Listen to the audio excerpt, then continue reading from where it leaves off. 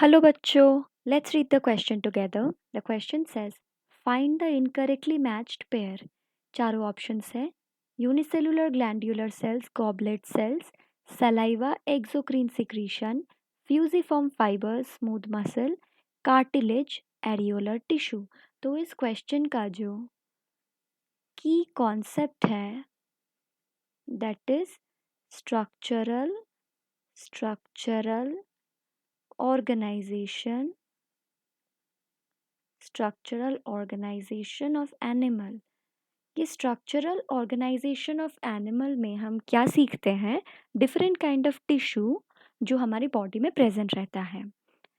पहले ऑप्शन में आते हैं यूनिसेलुलर ग्लैंड्यूलर सेल्स। ये क्या होता है? ये ग्लैंड्यूलर सेल्स है। यूनिसेलुलर ग्लैंड मतलब एक ही सेल से ही ग्लैंड बनता है, और ये ग्लैंड जो है यूनिसेलुलर ग्लैंड्यूलर सेल्स, इसको हम बोलते हैं गॉबलेट सेल्स।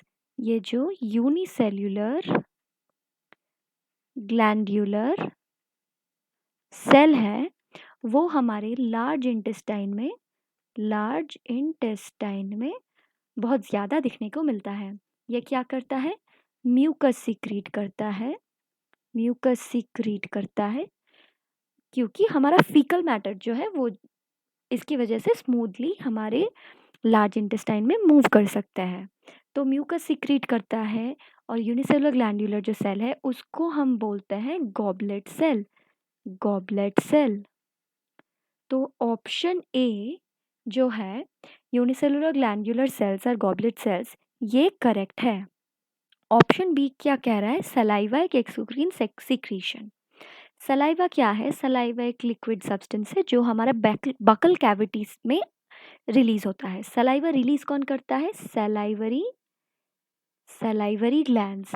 हम हमारे ह्यूमंस में there are three pairs of salivary gland, three pairs of salivary gland, three pairs of salivary glands are present.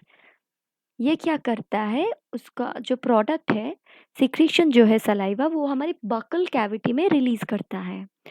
वो जो सलाइवा बकल कैविटी में रिलीज करता है, डक्ट के हेल्प से बकल कैविटी में डायरेक्टली रिलीज करता है, ब्लड के हेल्प से नहीं। तो ये जो सलाइवरी ग्लैंड है, ये इसको हम बोलते हैं एक्सोक्रीन ग्लैंड। ये एक्सोक्रीन ग्लैंड का जो सिक्रीशन है उसको ही हम बोलते हैं एक्सोक्रीन सिक्रीशन। तो सलाइवरी ग्लैंड जो एक्सोक्रीन ग्लैंड है उसका सिक्रीशन एक्सोक्रीन सिक्रीशन होगा। तो option B which says saliva and exocrine secretion, ये एक करेक्ट स्टेटमेंट है। ऑप्शन सी जो है वो कह रहा है fusiform fibre smooth muscle cell. हमारा स्मूथ मसल सेल क्या होता है? एक यूनिन्यूक्लिएटेड मसल सेल होता है जिसमें दोनों साइड में, सेल के दोनों टाइप साइड में एक टैपरिंग जैसा रहता है, और बीच का जो पोजीशन रहता है वो थोड़ा एलिवेटेड रहता है, थोड़ा थोड़ा बल्ब जैसा रहता है बीच में, और यहाँ पे रहता है न्यूक्लियस, और दोनों साइड में फ्यूजिफॉर्म जैसा एंड है।